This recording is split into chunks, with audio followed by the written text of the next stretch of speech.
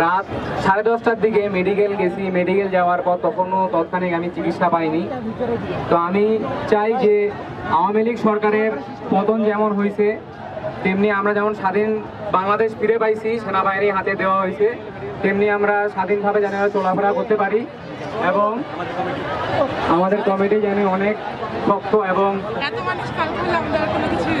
থাকে, তাই আমি চিরকামনা করছি।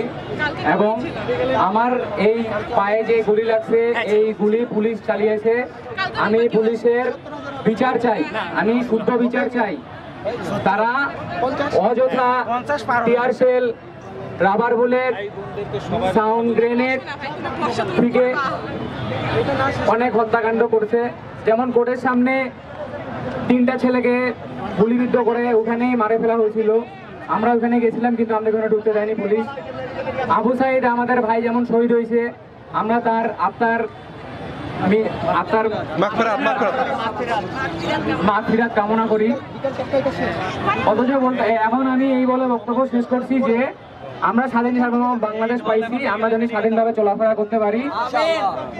আর আমাদের যেগুলো ভাই বোন আছে তাদেরকে অসংখ্য ধন্যবাদ, তারা আমাদের পাশে ছিল এবং অনেক আঙ্কেল আন্টি আমাদের অনেক সাহায্য সহযোগিতা করছে, পানি খাইয়ে দিয়েছে, খাবার খাইয়ে দিয়েছে। তাদের জন্য আমরা আন্তরিকভাবে